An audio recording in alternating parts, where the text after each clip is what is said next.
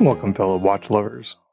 Today we're looking at the Pagani design PD-1693, which is a Rolex 2 GMT Explorer homage, and it's kind of a mix of the modern day version and with the white dial and the orange GMT hand, as well as having the indices that look more reminiscent of the vintage Steve McQueen Rolex. So first let's get into some of the specifications of the watch. We have a top hat dome sapphire crystal. We have a stainless steel case, and the stainless steel bezel is non-rotating. It's a fixed GMT function. We do have a Cyclops that has maybe 1.5 times the magnification. It's pretty small.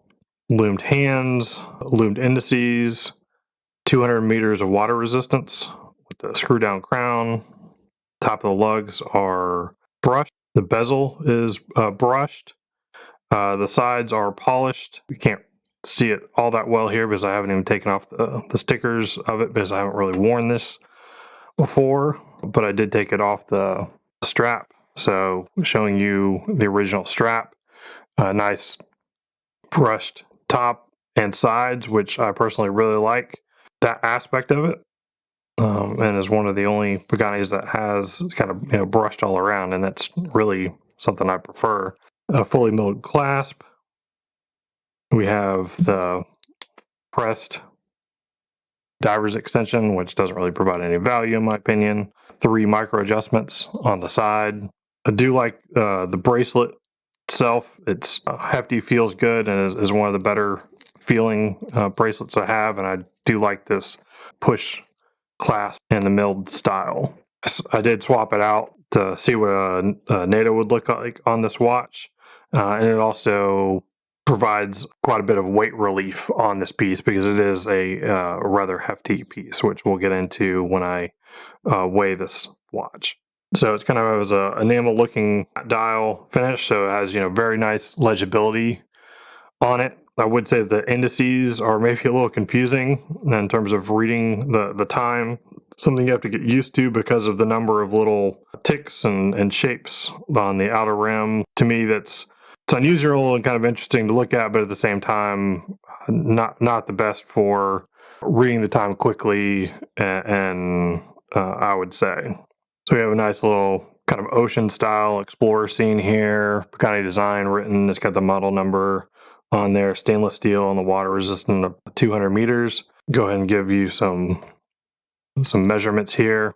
It does have about a 42 millimeter case. You want a 20 millimeter strap to replace these. They do have mail-in links. I don't have the bracelet on here, so I'm just going to do a lug to lug, but be aware that it's actually going to be higher than this because it has mail-in links. It's 49.65 here by my measurements, lug to lug. In terms of weighing the piece, I'm going to put the watch head on here, and then this is adjusted for my 7.5-inch wrist. And so it's about 167 grams as adjusted, so it's a fairly hefty watch. Inside the watch, we have a Pearl GMT movement. I would say that it is fairly accurate in terms of keeping time. I have no idea about the actual reliability of it. That's always a question with these budget GMT watches with the additional complication of the GMT function in there. So it is a movement that is a little bit of an unknown in terms of long-term reliability, but as you can see, it smooth sweep that's not too dissimilar to something you might see in a Seiko or low and Miyota movement. GMT hand is completely independent, so you can adjust that where you want. Adjusting the time and the GMT movement is, I would say, maybe slightly fiddly in that you can get it to set to the proper time. It does hack and hand wind, but at the same time, when you're moving the time around, and I'll do it here, and you can feel nice little pop, so that feels good and satisfying. pull it out to the second position so I can adjust the time. That works pretty well. When you put it into the first position, moving the GMT function is in a singular one-way direction here, and is independent. And then if you're moving it up, that's going to change the date function. But moving the GMT hand is, if you get it right, it feels very smooth. Sometimes it can take a second to catch and feel right, but overall it feels pretty good. So things to bear in mind: one, it is a pretty hefty piece. It is kind of large. It has some thickness and heft to it. If that's what you're looking for, that's great. This could be a good fit for you. The loom on the dial, the indices are fairly small. The loom it does have isn't terrible. It's not particularly great either, but it's also very small.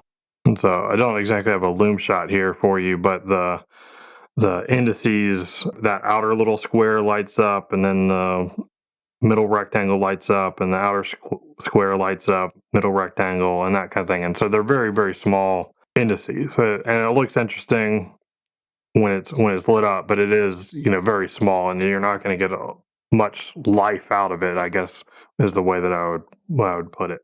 Kind of an interesting choice because it's a little bit different. It has general styling of the modern Explorer 2, some vintage throwbacks. Obviously, the vintage throwback, the actual vintage watch did not come in a white dial with orange GMT hand like this. So it's kind of a mix between the two.